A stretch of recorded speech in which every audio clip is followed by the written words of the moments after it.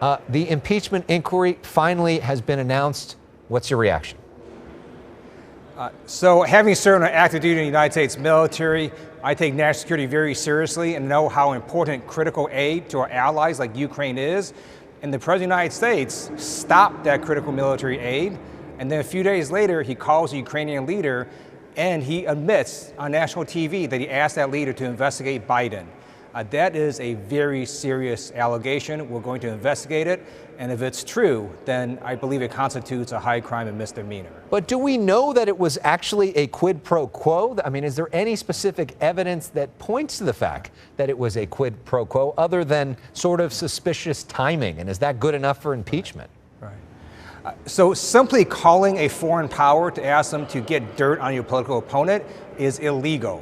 That's a violation of the campaign finance laws. It's a felony. In addition, with the timing of the call, we know that Donald Trump halted the military aid to Ukraine. They provided no reason to Congress why they did that. So Ukrainian leader very fully understood during that call that the president had halted the aid to his country. And you see Donald Trump using that as leverage to ask the Ukrainian leader to investigate Biden. The president is vowing to release the transcript now of that call. He's criticizing Democrats for going forward with this inquiry before he even released the transcript. Why not wait for him to release the transcript and then go forward based off of what you see? Because the president already admitted on national TV that he had a call with a foreign power and asked that foreign power to investigate his political opponent. That by itself is illegal. In addition, we know based on undisputed facts that the White House had halted aid to Ukraine during the summer prior to this call, and we're going to be investigating because we know that both parts of these things are very, very bad, and we think that if this is true, then it could be, again, a high crime and misdemeanor.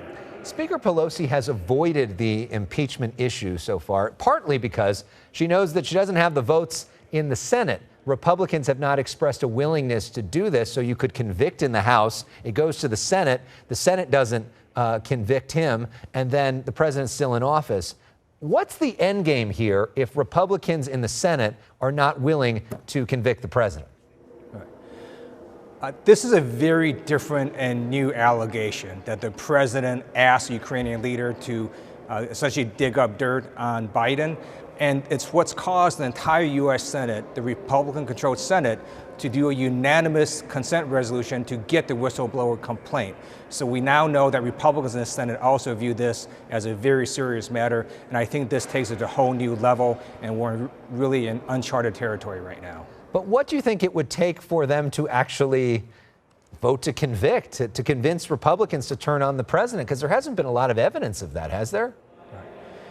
So if the whistleblower complaint shows that the president called the Ukrainian leader and told him to investigate Biden, that's very serious. We also know from the backdrop of this that it's in the context of Donald Trump stopping military aid to Ukraine at a time when Ukraine is continually getting attacked by Russian hybrid military forces.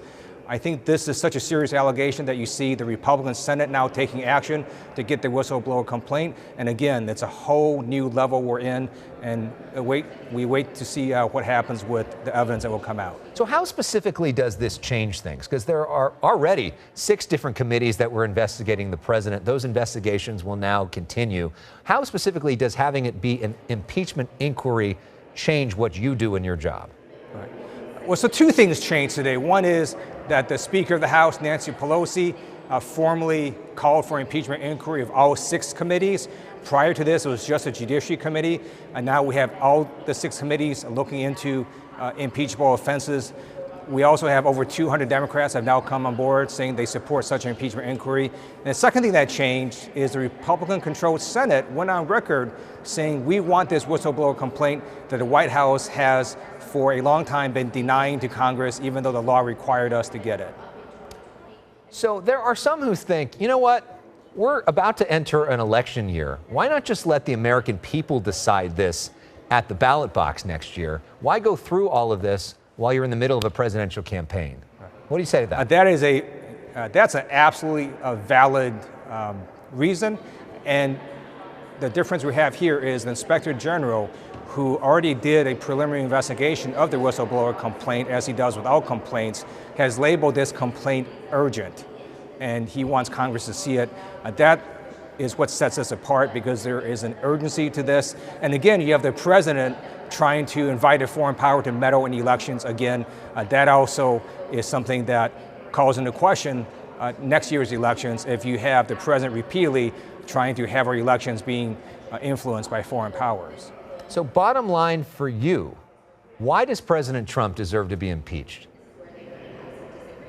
Well, if the whistleblower allegations are true, he deserves to be impeached because he asked a foreign power to investigate his political opponent. That is wrong on so many levels. It's also illegal, and we are all Americans. We don't invite foreign powers to meddle in our elections to get dirt on our political opponents.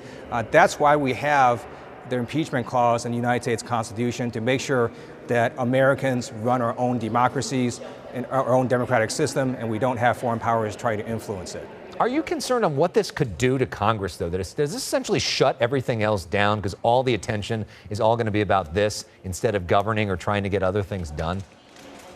No, we're going to continue to do both things, which is investigate as well as legislate. So tomorrow,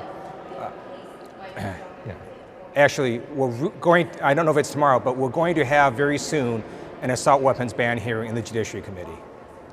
And for those who say that this is going to play into the president's hands politically, if he is acquitted in the Senate, he can say, look, they spent all this time and money investigating me. Nothing happened to me. It actually makes me stronger. What say you? Again, that's another very valid reason. So we have to weigh all these equities, and a lot depends on the evidence we're going to get from the whistleblower complaint. And I also would like to see the whistleblower testify in Congress as well. And there are indications that that whistleblower wants to testify before Congress, which would be something to see.